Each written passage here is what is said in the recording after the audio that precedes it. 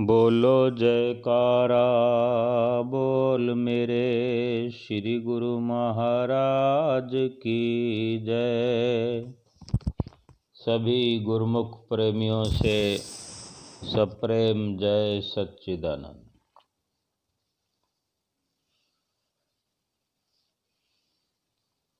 सच्चाई पर कभी कोई पर्दा नहीं होता। सत्य अपने आप में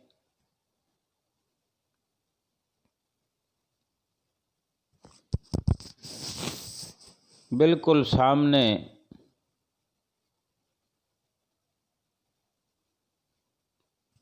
दिख पड़ता है। अगर कहें कि पर्दा है या सत्य छुपा हुआ है, वो पर्दा तो हमारी आँखों पर होता है।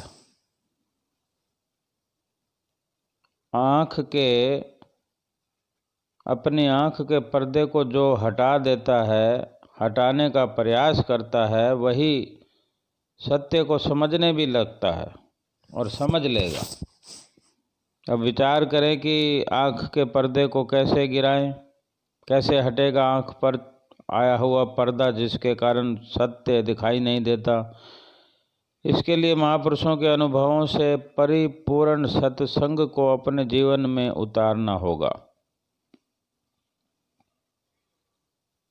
उनके वचनों पर अपने चित्त में, अपने अंदर में चिंतन और मनन यानी अमल करना होगा। महापुरुषों के दर्शाए हुए भक्ति के नियमों को श्रद्धा और विश्वास से अपने रोम रोम में उतार कर देखना होगा, तो अवश्य ही सत्य की पहचान हो पाएगी।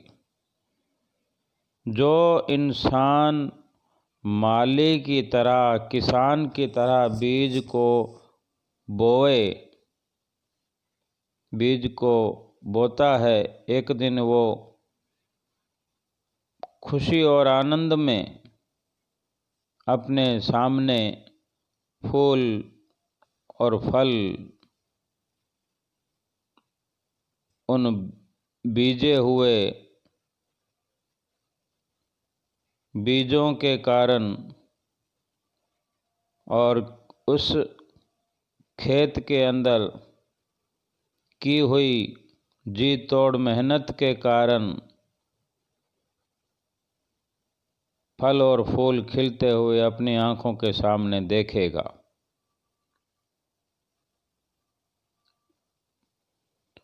और जो जिस प्रकार की मेहनत करता है, उस प्रकार का उसको लाभ मिलता है। श्री गुरु महाराज जी ने 5 नियमों की पालना करने से, नित्य नियम जिस तरह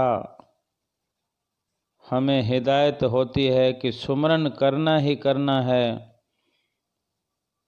फिर बाकी सब हम पर छोड़ दो, तो श्री गुरु महाराज जी की आज्ञा का मनन दिल की गहराइयों से करने से फिर कोई कारण नहीं कि हमारे मन चित्त में कोई कलह कल्पना रहे, और अपने अंतर मानस में कोई कलह कल्पना नहीं है, यानी हमारी आँखों से पर्दा हट जाता है,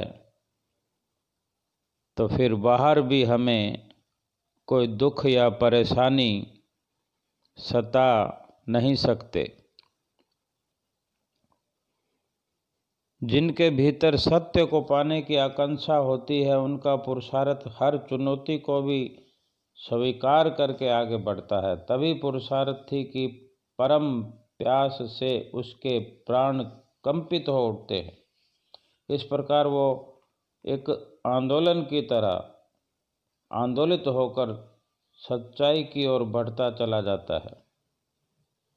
जैसे महापुरुष फरमाते हैं कि किसी दुर्गम पहाड़ी पर चढ़ना हो, पहाड़ पर चढ़ना हो, वो उतनी एक बड़ी चुनौती नहीं है जितनी चुनौती खुद को जानने में है, खुद को, अपने आप को समझने में है। हमारे स्वरूप का हमको ज्ञान करना बहुत बड़ी चुनौती है।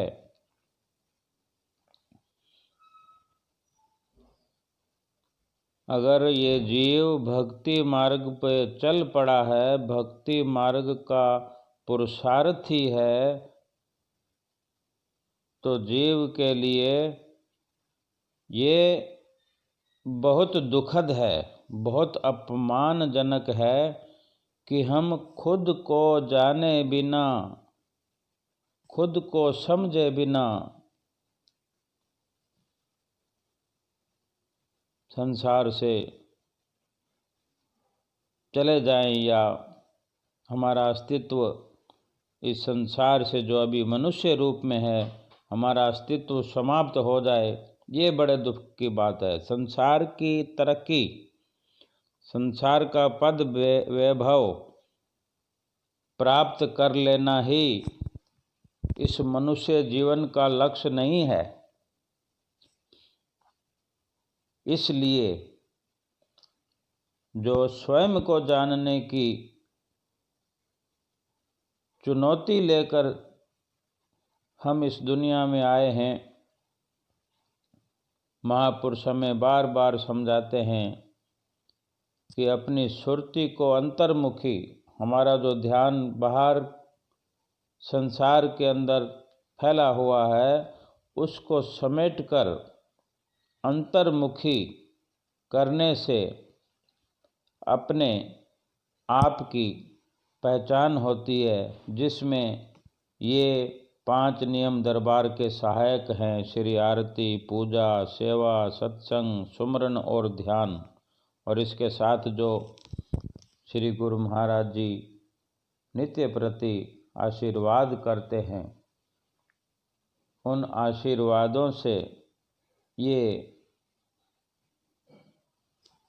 आसानी से जीव अपने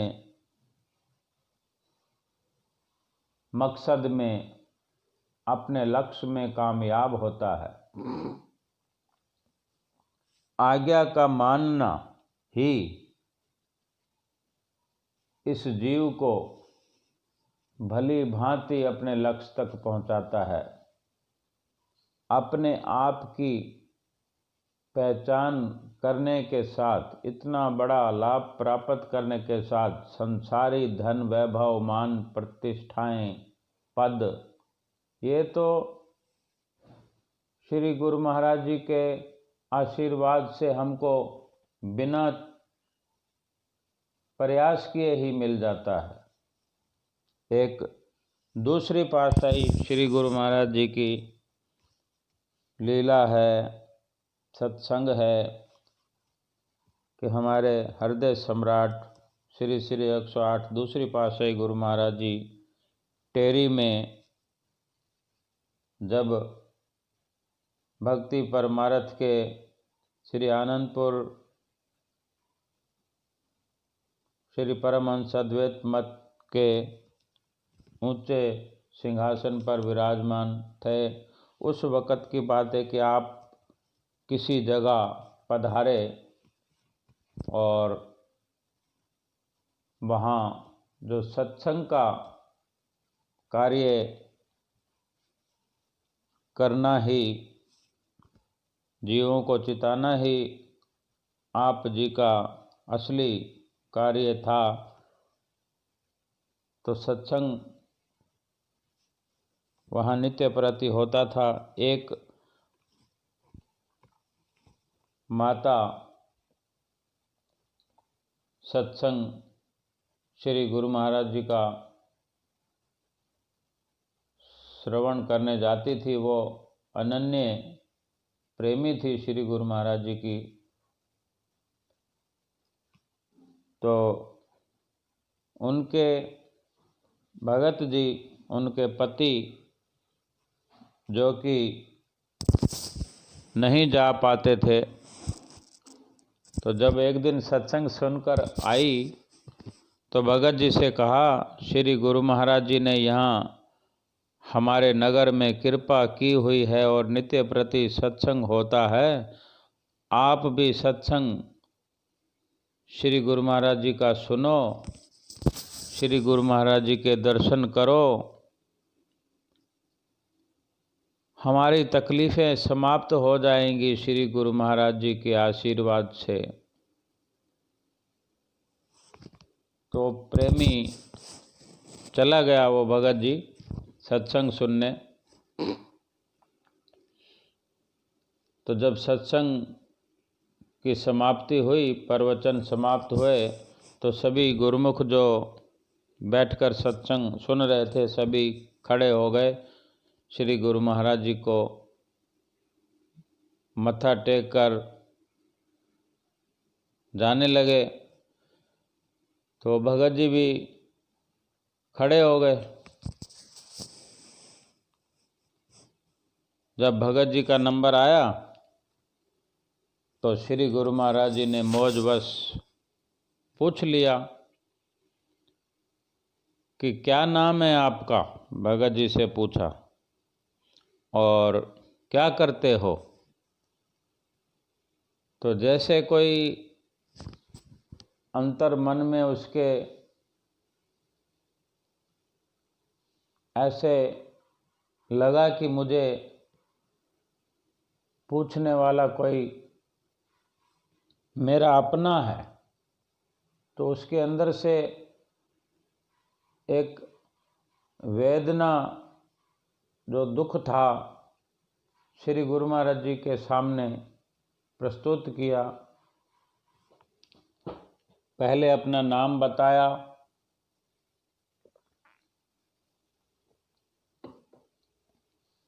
नाम के साथ में ये भी बताया, स्वामी जी मैं किसी के यहाँ काम करता हूँ, एक सेठ जी के पास नौकरी करता हूँ, बहुत कम पैसे मिलते हैं, तनख्वाह बहुत कम मिलती है, मेरा गुजारा मुश्किल से होता है परिवार का, आप कृपा कर दो, आप आशीर्वाद कर दो, मेरा सब ठीक हो जाए, मैं चिंता परेशानी में रहता हूँ, मेरा कर्जा भी मेरे ऊपर चढ़ा हुआ है, वो भी नहीं उतार पा रहा हूँ, मेरा गुजारा ही नहीं होता तो कर्जा कहाँ से उतारूँगा, मैं इसी चिंता में रहता हूँ। श्री गुरु महाराज जी ने उसकी ये व्यथा सुनकर प्रवचन किए, भगत जी ऐसा करो तुम उस सेठ की नौकरी छोड़ दो। श्री गुरु महाराज जी के वचन सुन के चला आया और मन में विचार चल रहे हैं कि श्री गुरु महाराज जी तो कहते हैं कि नौकरी छोड़ के आ जाओ।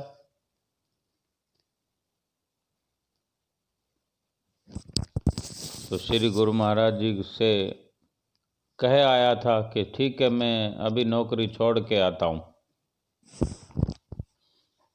तो मन में वो विचार चल रहे हैं कि मेरा तो वैसे ही काम नहीं चलता है, थोड़े से पैसे मिलते हैं, वो भी श्री गुरु महाराज जी कहते हैं कि नौकरी छोड़ के आ जा, तो फिर कैसे गुजारा होगा। अपने मानसिक विचार तो हमारे चलते ही रहते हैं ना। हम मन तो बना लिया है कि श्री गुरु महाराज जी का सत्संग सुनना है, श्री गुरु महाराज जी के आज्ञा से श्री गुरु महाराज जी का आशीर्वाद हो जाए तो सब दुख दूर हो जाते हैं, भगतानी ने जो कहा था। तो मन में तो ये बात घर कर गई थी और ये विचार उसके अपने अंतर मानस में चल रहे हैं कि ऐसे कैसे होगा। लेकिन वचन तो मानने थे, ये श्री गुरु महाराज जी से कह के आया है कि मैं अभी नौकरी छोड़ के आता हूँ। तो अपने सेठ के पास पहुँचा, वहाँ जाकर बोलता है, सेठ जी मुझे आज से नौकरी आपकी नहीं करनी है, मैं नौकरी छोड़ रहा हूँ, आज से क्या अभी से मैं आपकी नौकरी छोड़ता हूँ।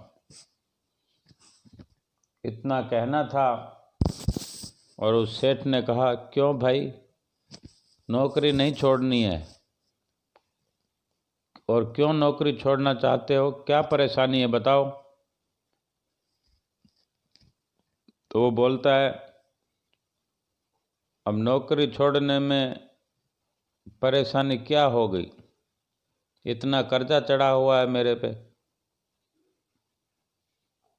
और मेरा गुजारा नहीं होता। तो वो सेठ कहता है, चिंता मत करो, मैं तुम्हारी तनख्वाह